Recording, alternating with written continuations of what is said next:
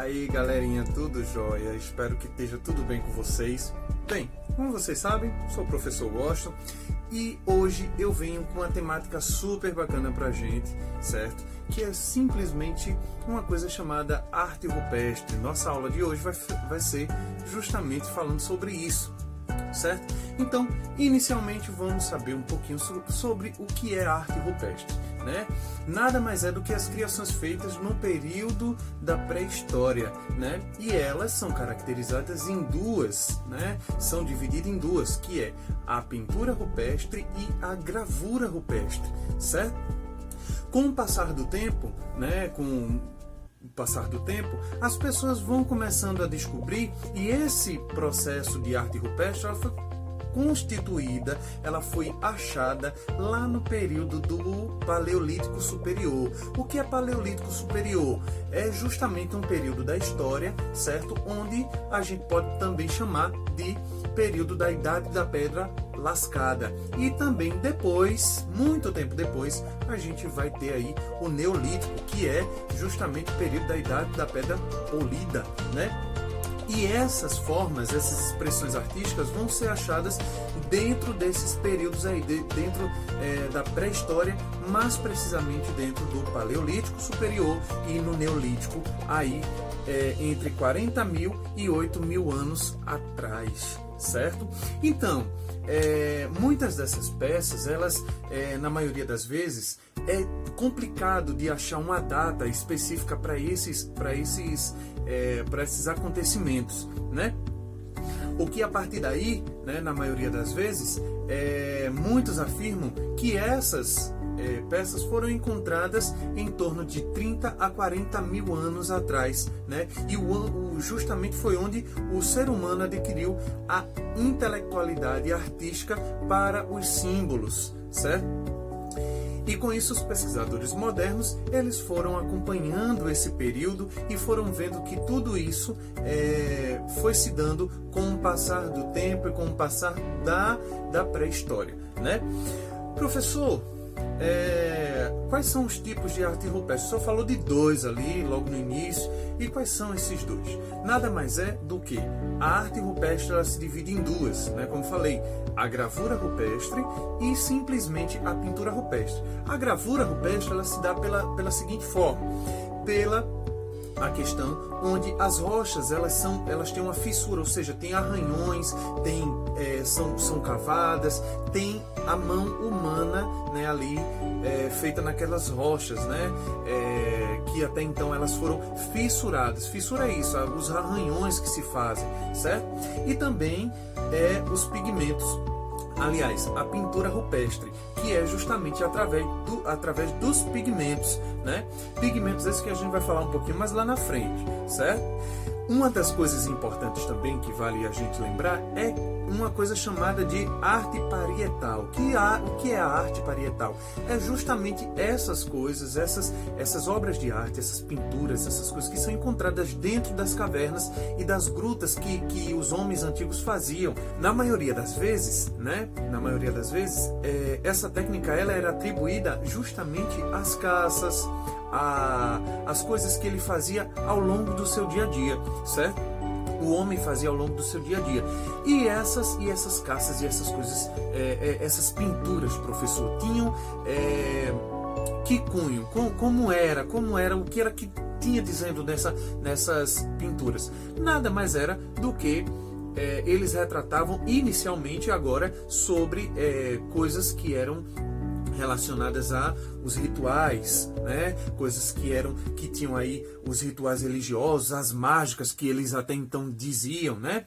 E com isso ele foi justamente se adaptando, foi escrevendo, começou a colocar nas paredes aquilo que ele vivia.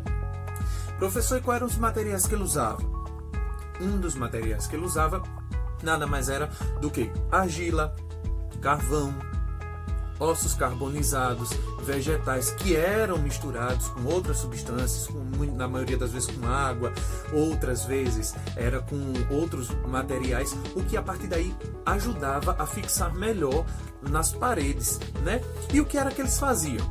Eles simplesmente pegavam esses pigmentos, essas coisas, esses pós, essas coisas, e eles por exemplo, colocavam a mão lá, eles colocavam sua mão e aí eles só colocavam o pigmento na mão e sopravam aqui, e nessas brechinhas das mãos aqui ficava todo o pigmento. Quando tirava a mão ficava a silhueta da mão todinha, né?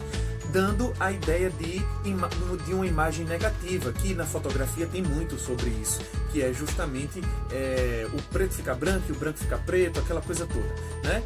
E isso se resumia a coisas que eles faziam dentro das próprias cavernas, né? Como eu disse para vocês.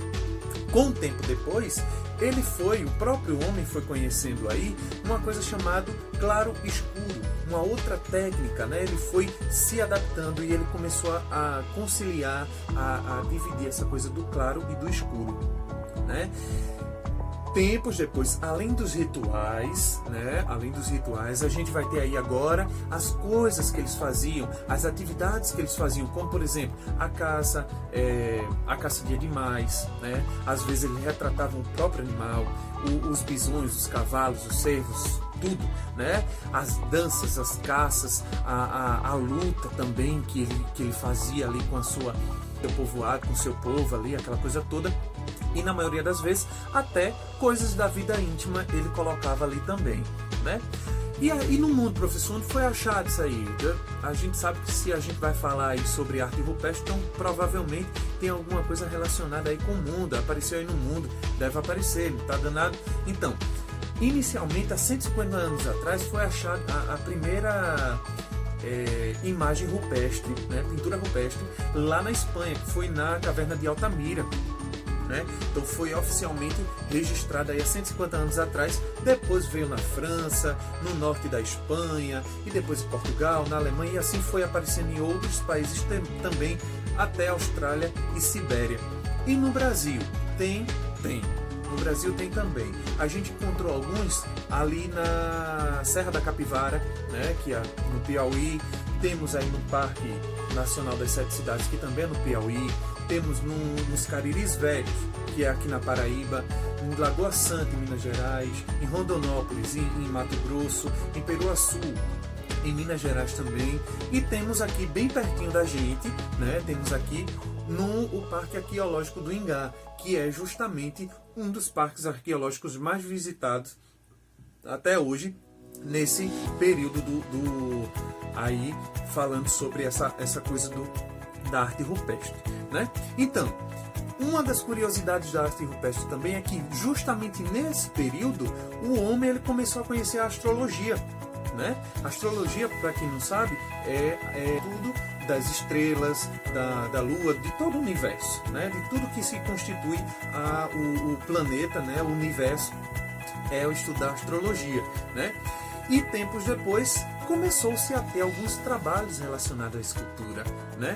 Outros trabalhos também faziam uma relação muito grande com as figuras femininas, que as figuras femininas nesse momento agora elas passam a ter uma predominância muito grande, né? Elas tinham consideradas muito nesse período, né? E por fim, né, a gente vai chegando nesse período aí, vai chegando ao final do Paleolítico Superior, né, entrando no Neolítico, e é a partir daí onde essa forma, essa coisa da arte rupestre, ela simplesmente se dá, né, ela começa a ser considerada como escrita pictográfica, né, ou seja, foi a primeira escrita do homem, né, a primeira escrita onde o homem começou a de fato conhecer todo esse processo, certo? Então fica aí a dica, mais um assunto da gente sobre arte pré-histórica, né? A arte rupestre. Então vai ficar 3 questões aí que eu vou mandar para vocês. A primeira questão é: onde podemos identificar a arte rupestre? A segunda é: em que período da história foram confeccionadas essas artes, né? E a última é: quais os 2 tipos de arte rupestre que existem?